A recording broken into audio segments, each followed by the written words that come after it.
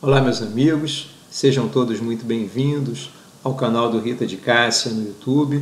Meu nome é Damião Paiva e com muita alegria nós vamos fazer os estudos desta manhã, sabendo que o momento de isolamento social pode representar para nós uma grande oportunidade de aproximação espiritual. Nesse sentido, vamos dar início aos trabalhos de hoje, ao estudo de hoje, com uma prece. Senhor Jesus, Mestre querido, unimos o nosso pensamento a Ti, rogando que nos conceda nesse instante a intuição para realizarmos o trabalho em Teu nome, com a ajuda da equipe espiritual do Centro Rita de Cássia, que esses estudos e reflexões que aqui serão trazidos possam ser úteis e necessários ao nosso desenvolvimento moral. Pedimos então a Tua permissão para darmos por iniciado os estudos desta manhã. Fica conosco, Jesus. Graças a Deus. Meus amigos, os estudos desta manhã eles estarão baseados no livro Luz nas Trevas. Esse livro é uma psicografia de Divaldo Franco pelo espírito Joana de Ângeles. O capítulo que nos coube estudar é o capítulo 24, intitulado Vícios Perturbadores. E nós vamos tentar fazer uma análise à luz do nosso cotidiano, né, do nosso contexto atual. Porque a doutrina espírita, nós bem sabemos, é uma doutrina que ela é propositiva no sentido de que nós utilizemos sempre a fé raciocinada. É preciso que os conceitos e a crença que nós tenhamos faça sentido para o nosso dia a dia, para o nosso cotidiano.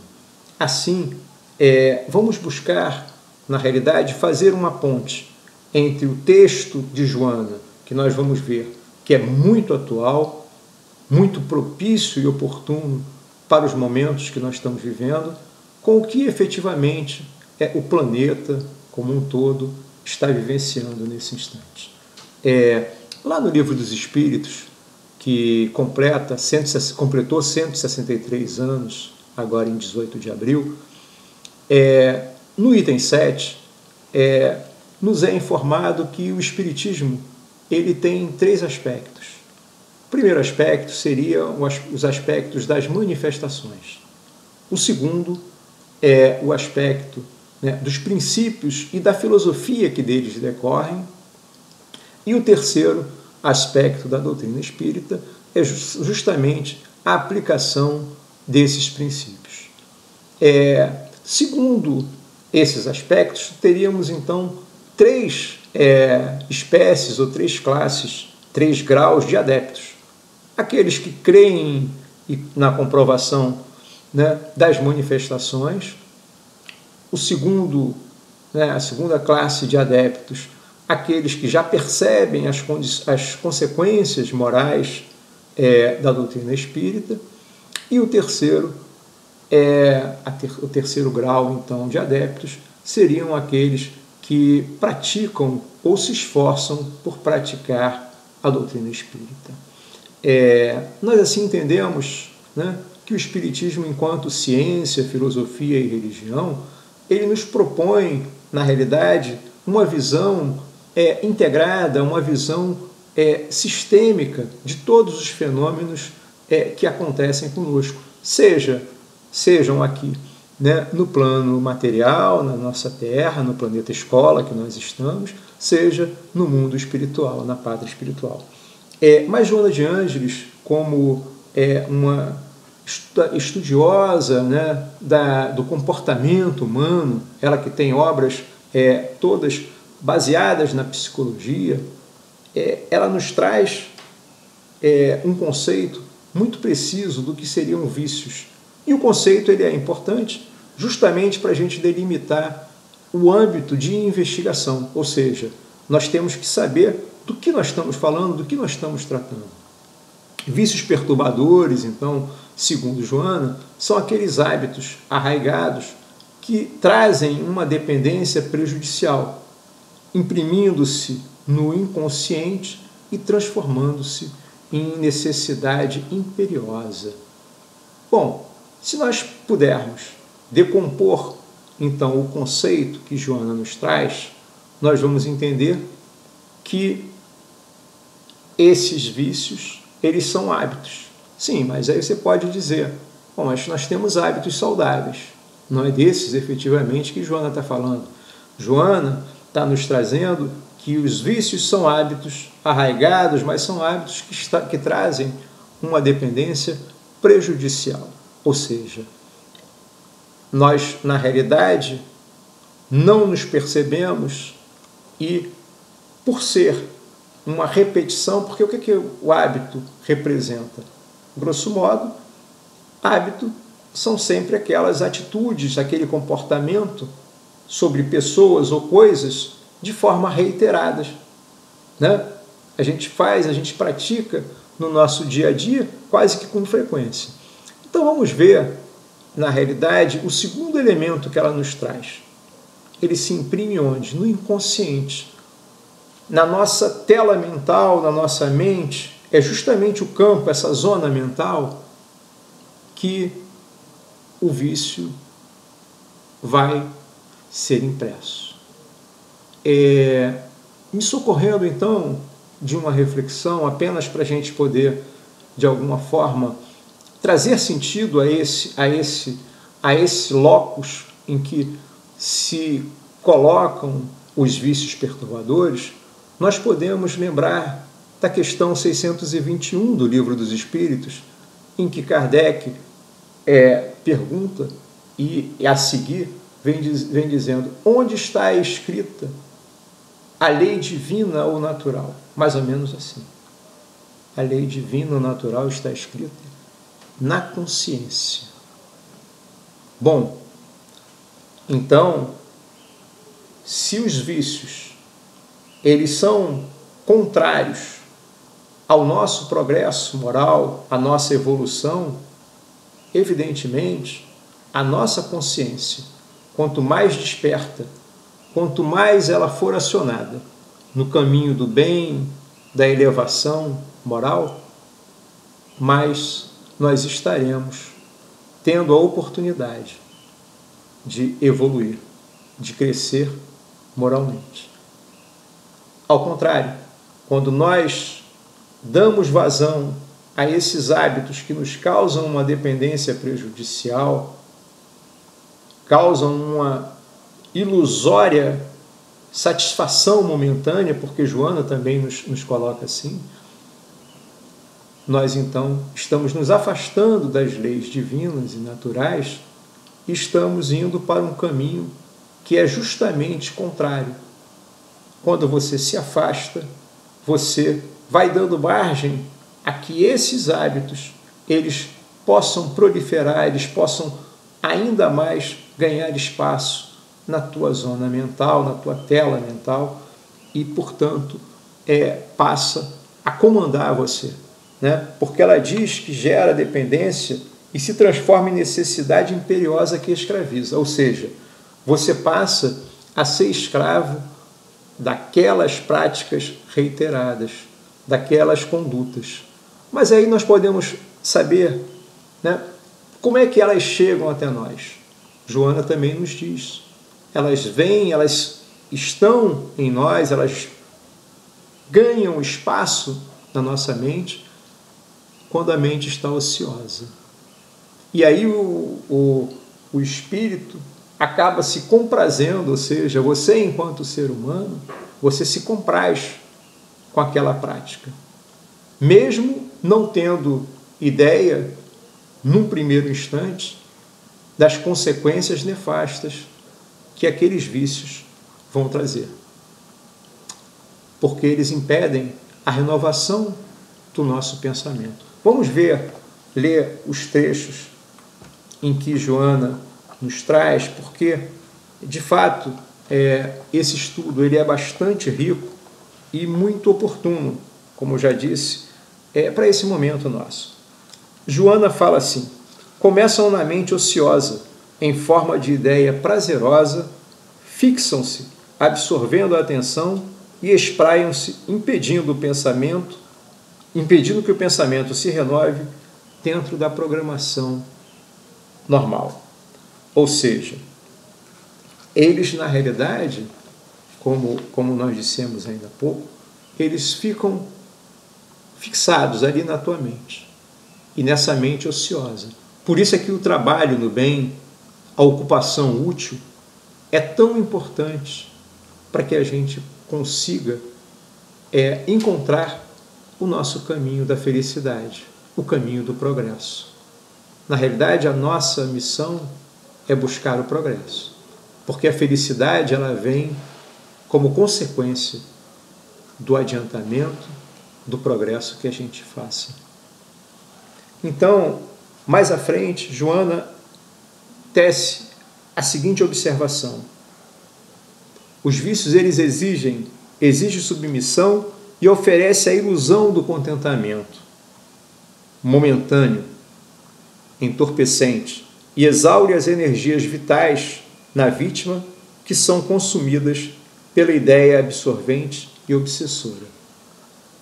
Vejam, então, quanto nocivo são esses vícios que tomam conta de nós, porque Joana também, nesse texto, ela nos fala que os vícios eles têm variadas naturezas.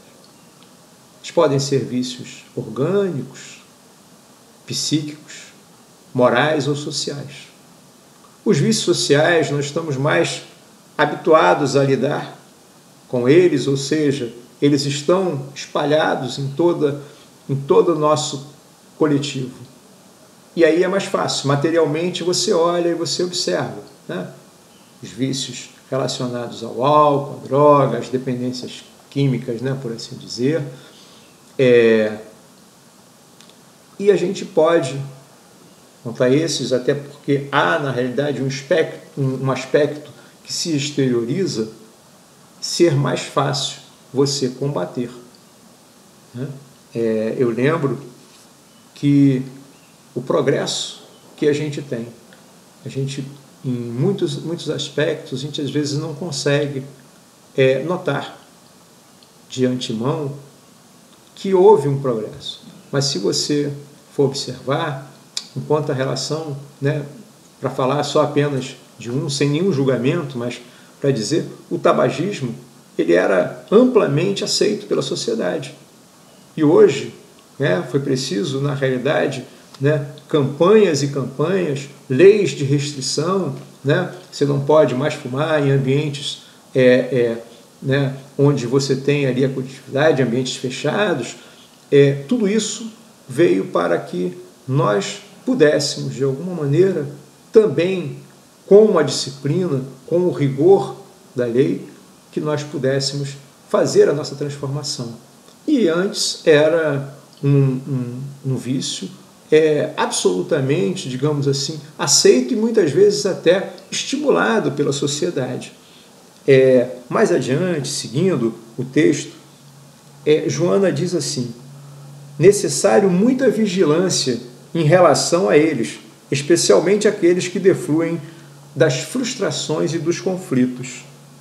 Esses vícios, os vícios mentais, os hábitos mórbidos de concentrar-se nas ideias que permitem comprazer-se interiormente, são mais difíceis de libertação. Vamos então aqui pensar.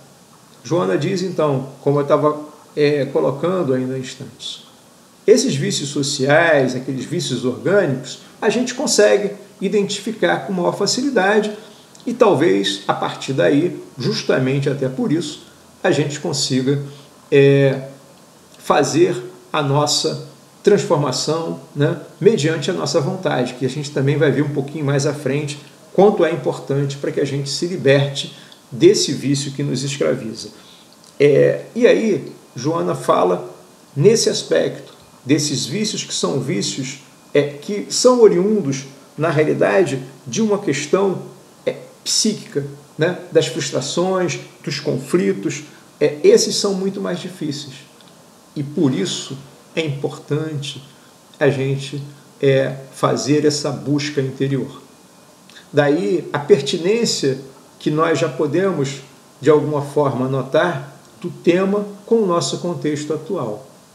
Hoje, se nós estamos vivendo um momento de isolamento, talvez seja, na realidade, um convite de intimação para que nós possamos, cada um de nós, no nosso micro-universo, na nossa casa, no nosso interior, buscar identificar quais são os vícios, o que nós estamos fazendo com o nosso dia a dia, o que está acontecendo na nossa vida, para que a gente possa, ao reconhecer as nossas práticas, as nossas ações, que a gente possa, de alguma forma, entender o que nós queremos, para onde nós queremos voltar o nosso exercício do nosso livre-arbítrio.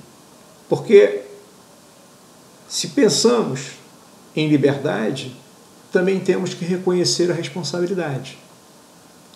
Cada ato nosso gera uma consequência. Cada ato nosso tem uma resposta. Você se relaciona com o mundo, mas o mundo também se relaciona com você. Nós sabemos, e hoje tem sido nesses tempos atuais, né? Nesse tempo atual, a gente tem visto muito se falar, né? Da teoria de James Lovelock, que em 79 já nos trouxe, na realidade, né, essa teoria de Gaia, que fala justamente de que o nosso planeta é um organismo vivo. Então, nós temos que saber o que nós estamos pensando, o que nós estamos sentindo, e mais do que isso, o que nós estamos exteriorizando para o mundo através das nossas ações. Daí a importância que Joana nos diz, chamando a atenção para esses conflitos internos, para essas frustrações. Às vezes, elas ocorrem, né, de uma maneira, muitas vezes, imperceptível, e por isso é tão difícil a gente combatê-las. Né? Se a gente puder entender, às vezes, é aquela maledicência, é o falar demasiadamente. Os estudos, a cada momento, nos trazem uma oportunidade de fazer um pensamento reflexivo, de dar uma parada. E aqui nós podemos, seguindo o texto, buscar aqui o que Joana nos diz, à medida que se espraiam na mente, propõe um mecanismo utilitarista e de adaptação, criando diretrizes para burlar os impedimentos e poder fruir de gozos íntimos que ultrapassam a normalidade. Ou seja, o problema não está em você fruir desses gozos íntimos, como ela nos diz.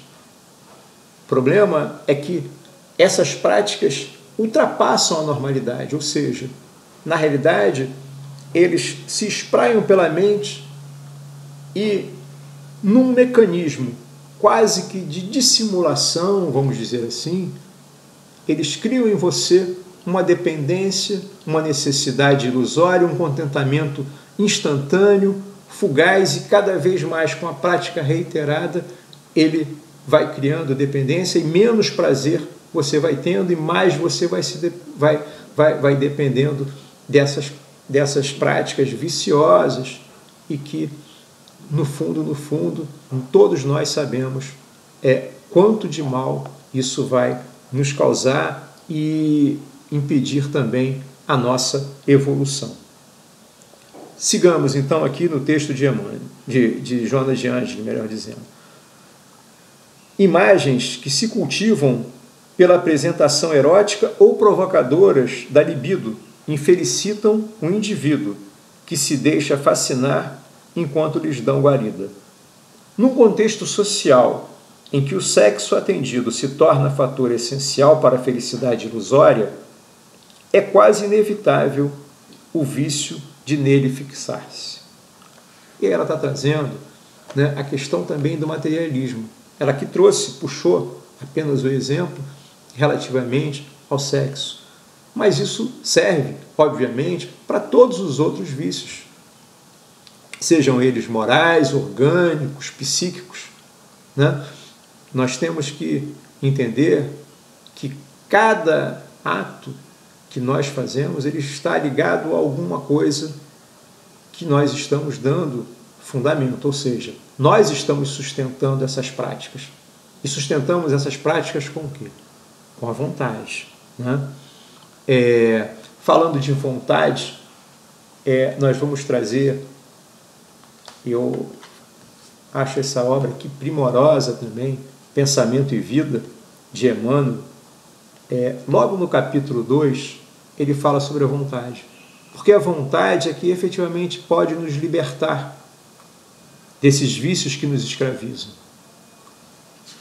No capítulo 2, ele fala assim, Emmanuel, na psicografia de Chico Xavier, Emmanuel diz assim: a vontade é a gerência esclarecida e vigilante, governando todos os setores da ação mental. Vejam, senhores, então, como efetivamente nós podemos gerenciar a nossa vontade. Nós temos adiante uma observação que eu acho extremamente oportuna também para que a gente comece a se encaminhar para um entendimento mais proveitoso, né, do que nós vamos fazer com o nosso conhecimento, com aquilo que nos chega.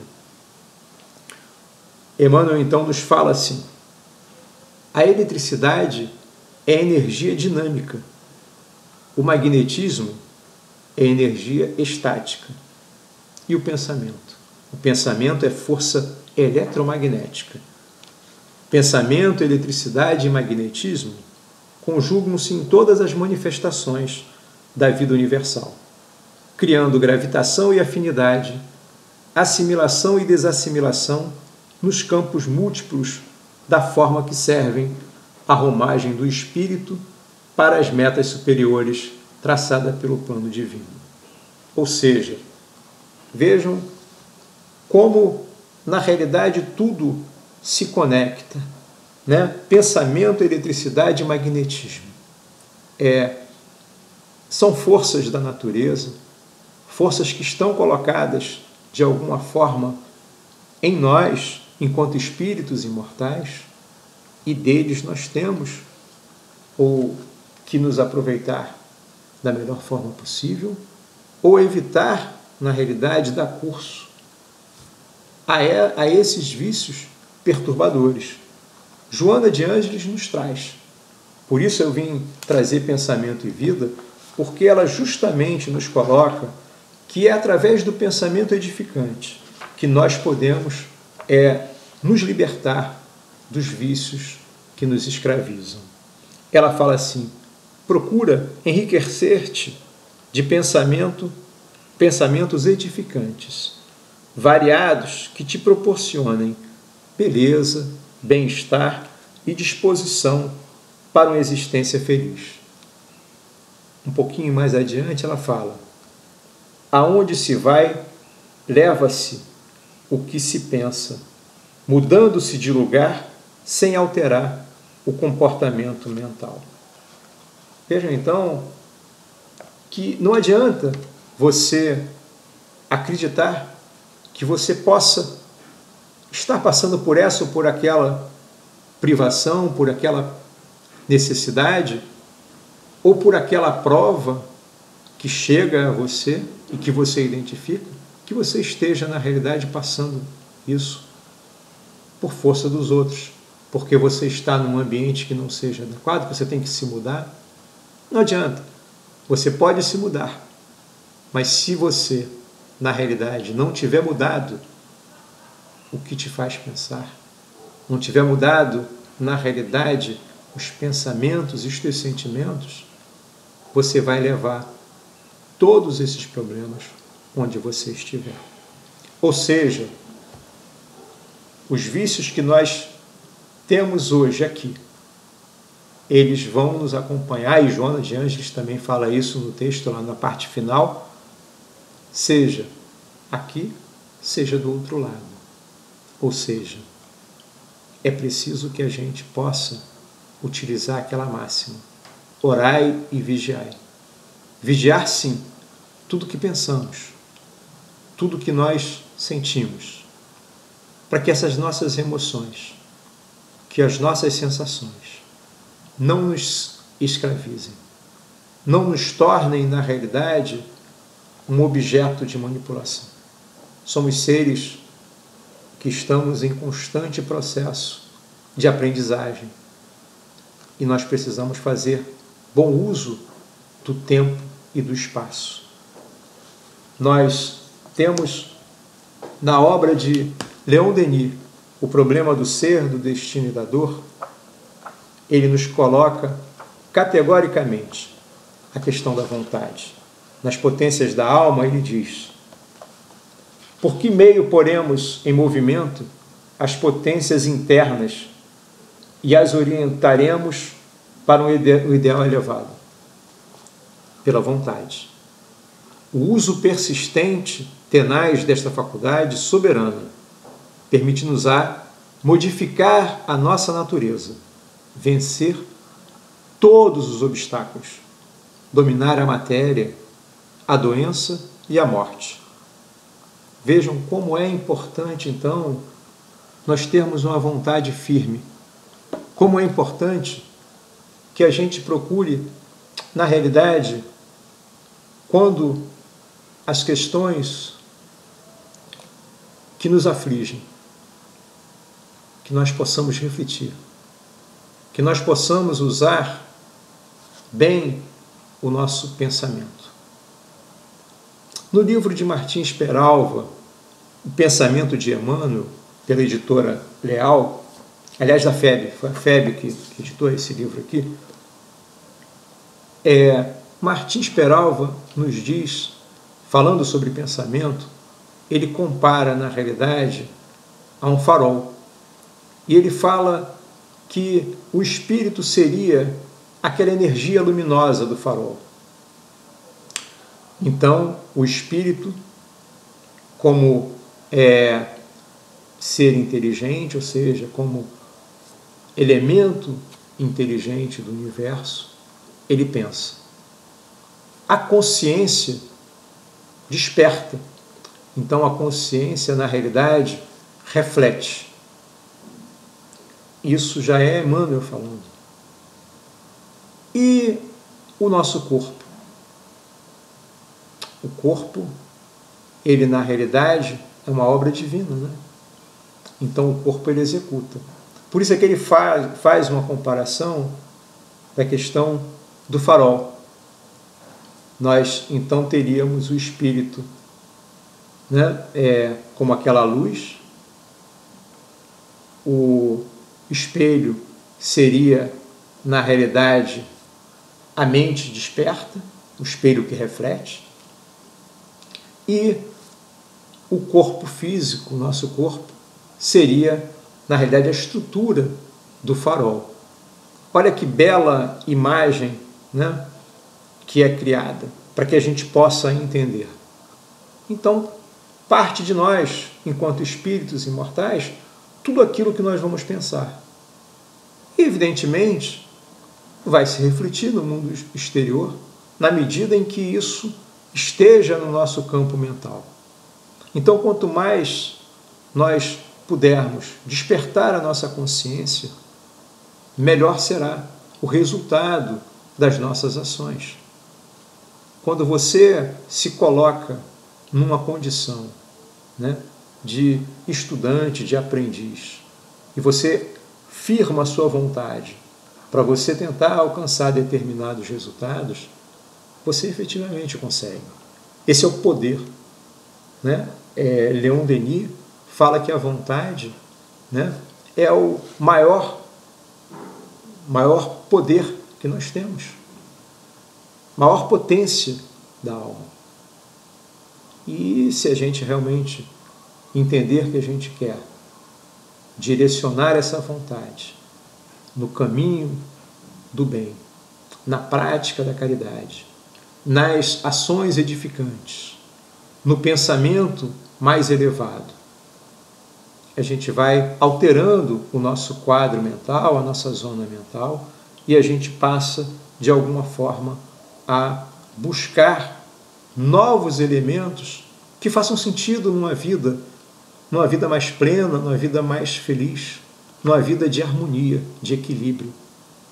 É isso que os pensamentos retos, as obras edificantes podem nos trazer. Você contemplar a natureza, saber que se nem tudo está bem nesse momento, mas tudo está certo.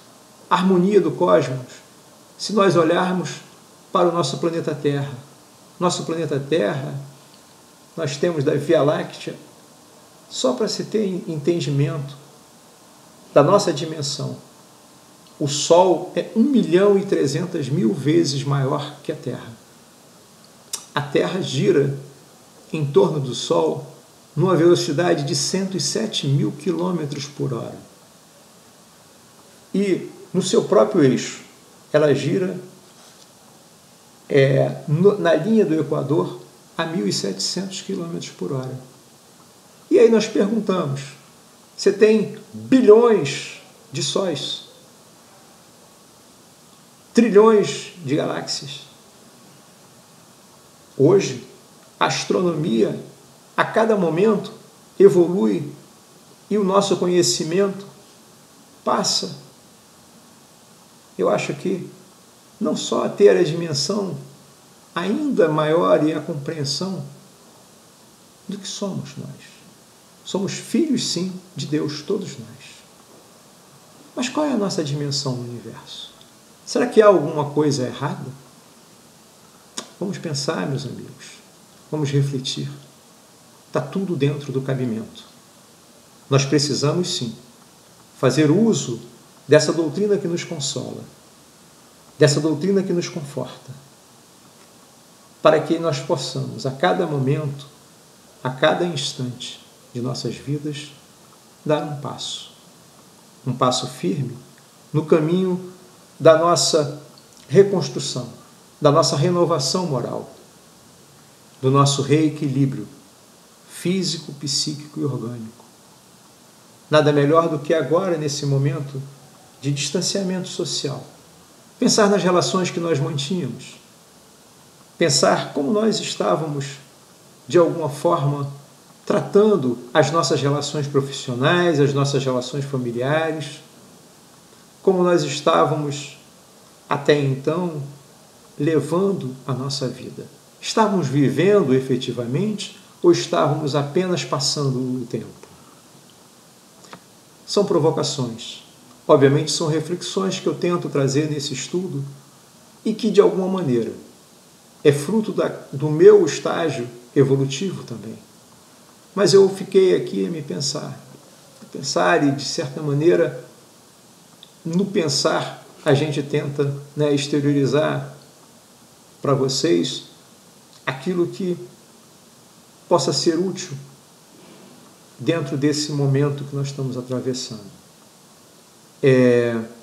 Nós estamos impedidos, de alguma forma, de nos relacionar na coletividade. Mas também será que esse momento não é o momento em que está sendo mais adequado para a gente ver e sentir necessariamente aquela máxima que Jesus nos disse: amar a Deus sobre todas as coisas e ao próximo como a ti mesmo. Talvez seja um momento em que o egoísmo, que é aquela chaga mais radical, que no Livro dos Espíritos, na questão 913, Kardec bem pergunta e os Espíritos respondem: o egoísmo. Esse é o vício mais pernicioso, digamos assim, para a humanidade? Será que nesse momento agora que dependemos um dos outros e sabemos que a nossa saúde também depende da saúde do nosso semelhante, também podemos olhar essas pessoas que antes eram invisíveis, mas que praticam no nosso dia a dia tantas coisas úteis para nós, que eles estão ali a nos ensinar a sermos caridosos, a termos um olhar compassivo, a termos mais atenção. E por falar em atenção, eu chamo aqui agora nesse momento os ensinamentos de Thich Nhat Hanh, um monge vietnamita, e ele nos traz, ele tem um trabalho como pacifista desde a década de 60. Ele foi exilado na França em 66 e tem várias passagens nos Estados Unidos, onde pregou em muitos locais, justamente pelo fim da guerra, dos bombardeios dos americanos ao seu povo vietnamita. E ele nos fala da atenção plena, ele nos chama a atenção justamente para que a gente possa viver o presente, que nós possamos, de alguma forma, entender que é no presente que nós fazemos a nossa tomada de consciência, que a gente pode, na realidade, utilizar o presente como um grande presente de Deus para nós. A partir desse momento, o que nós devemos fazer? Se nós vamos lavar um prato, que você lave o prato, que você tenha consciência daquele momento. Se você vai caminhar, que você caminhe. Cada momento que passa pela sua vida é importante para que você, em se conscientizando do instante que você está vivendo, que você valorize aquele instante como uma concessão divina.